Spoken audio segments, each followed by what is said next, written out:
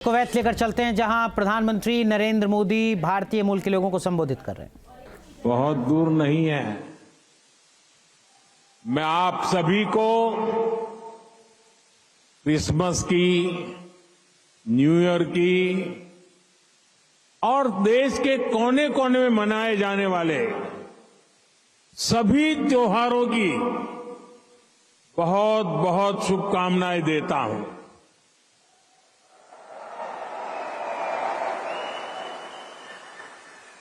साथियों, आज निजी रूप से मेरे लिए ये पल बहुत खास है।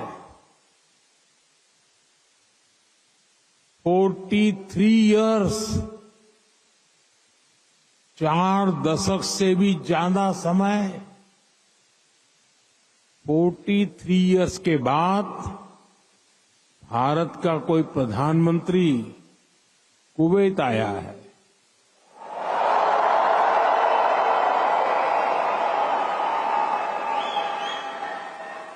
आपको हिंदुस्तान से यहां आना है तो 4 घंटे लगते हैं, प्रधानमंत्री को 4 दशक लग गए।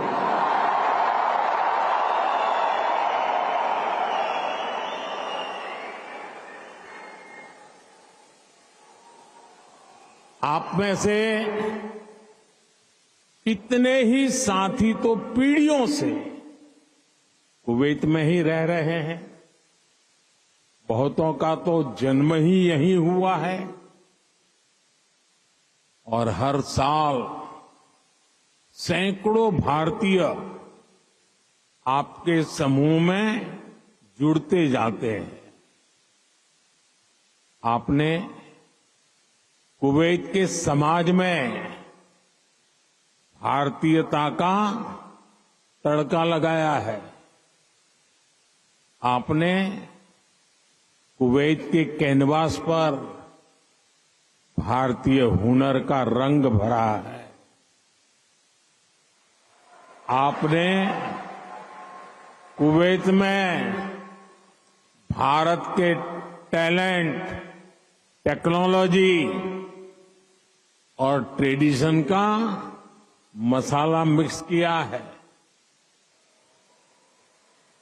और इसलिए मैं आज यहां सिर्फ आपसे मिलने ही नहीं आया हूं, आप सभी की उपलब्धियों को सेलिब्रेट करने के लिए आया हूं।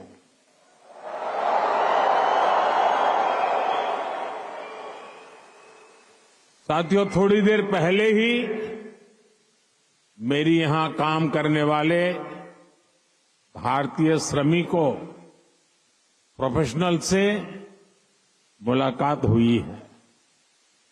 ये साथी यहां कंस्ट्रक्शन के काम से जुड़े हैं, अन्य अनेक सेक्टर्स में भी अपना पसीना बहा रहे हैं।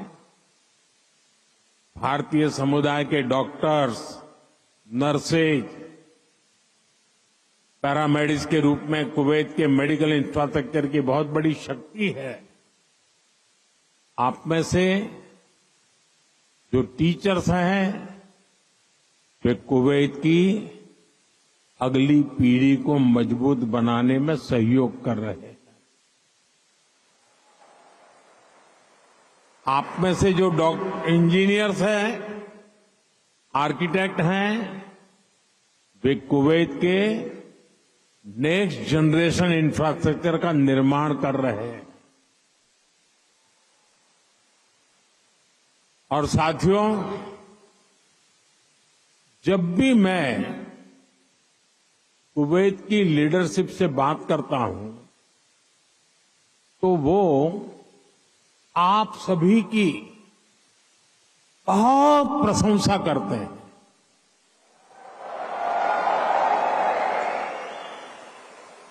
कुवैत के नागरिक भी आप सभी भारतीयों की मेहनत, आपकी ईमानदारी, आपकी स्किल की वजह से आपका बहुत मान करते हैं। आज भारत रेमिटेंस के मामले में दुनिया में सबसे आगे है। तो इसका बहुत बड़ा श्रेय भी आप सभी मेहनत कर साथियों को जाता है। देशवासी भी आपके इस योगदान का सम्मान करते हैं। साथियों, भारत और कुवैत का रिश्ता सभ्यताओं का है, सागर का है, स्नेह का है, व्यापार कारोबार का है। भारत और कुवैत अरब सागर के दो किनारों पर बसे हैं। हमें सिर्फ डिप्लोमेसी ने ही नहीं बल्कि दिलों ने आपस में जोड़ा है। हमारा वर्तमान ही नहीं बल्कि हमारा अतीत भी हमें जोड़ता है। एक समय था जब कुवैत से मोती, खजूर और शानदार नस्ल के घोड़े भारत जाते थे और भारत से भी बहुत सारा सामान यहां आता रहा है। भारत के चावल, भारत की चाय, भारत के मसाले, कपड़े, लकड़ी यहां आती थी। भारत की टीकवुड से बनी नौकाओं में सवार होकर कुवैत के नाविक लंबी यात्राएं करते थे। कुवैत के मोती भारत के लिए किसी हीरे से कम नहीं रहे हैं। आज भारत की ज्वेलरी की पूरी दुनिया में धूम है, तो उसमें कुवैत के मोतियों का भी योगदान है।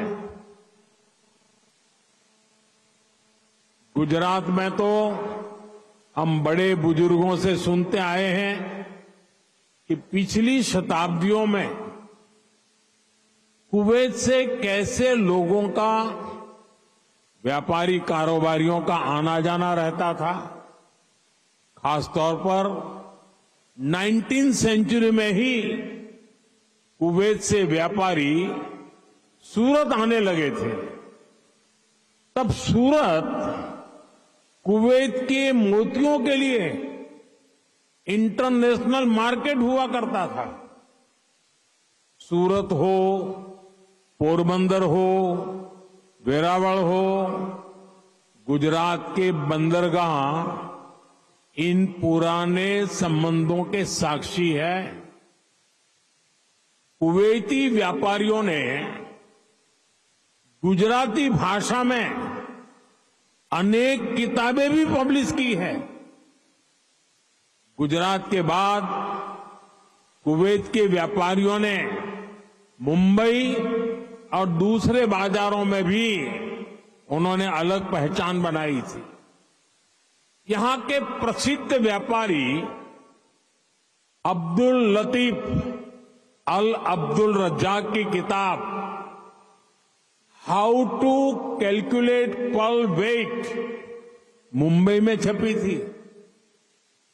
कुवैत के बहुत सारे व्यापारियों ने एक्सपोर्ट और इंपोर्ट के लिए मुंबई, कोलकाता, पोरबंदर, वेरावल और गोवा में अपने ऑफिस खोले हैं। कुवैत के बहुत सारे परिवार आज भी मुंबई की मोहम्मद अली स्ट्रीट में रहते हैं। बहुत सारे लोगों को ये जानकर हैरानी होगी, 60-65 साल पहले कुवैत में भारतीय रुपये वैसे ही चलते थे जैसे भारत में चलते हैं। यानी यहां किसी दुकान से कुछ खरीदने पर भारतीय रुपये ही स्वीकार किए जाते थे। तब भारतीय करेंसी की जो शब्दावली थी, जैसे रुपया, पैसा, आना, ये भी कुवैत के लोगों के लिए बहुत ही सामान्य था।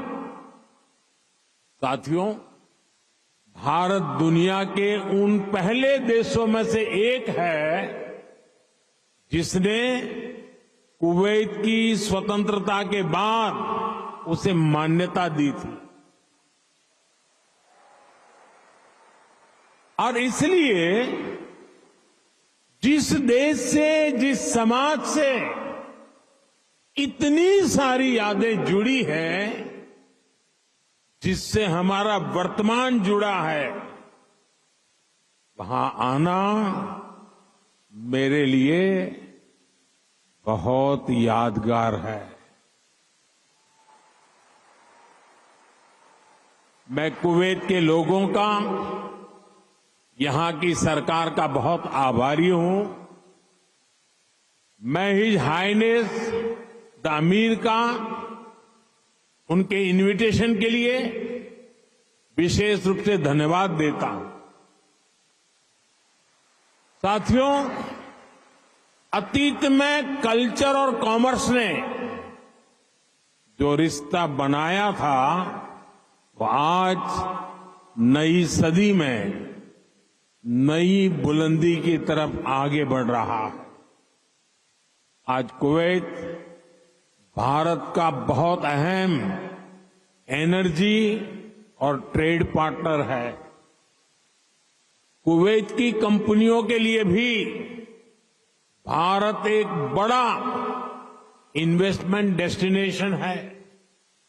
मुझे याद है, His Highness crown prince of Kuwait ने न्यूयॉर्क में हमारी मुलाकात के दौरान एक कहावत का जिक्र किया था। उन्होंने कहा था, "When you are in need, India is your destination."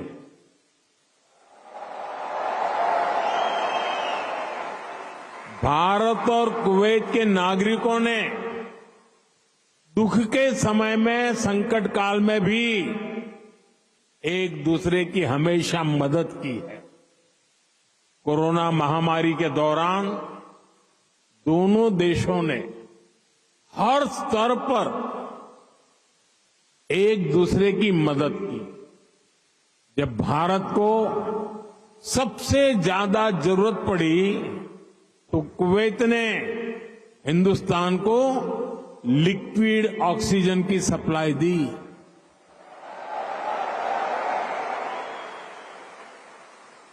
His Highness the crown prince ने खुद आगे आकर सबको तेजी से काम करने के लिए प्रेरित किया।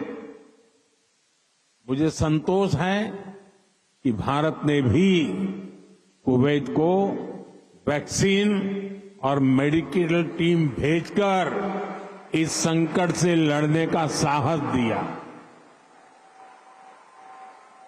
भारत ने अपने पोर्ट्स खुले रखे ताकि कुवैत और इसके आसपास के क्षेत्रों में खाने पीने की चीजों का कोई अभाव ना हो।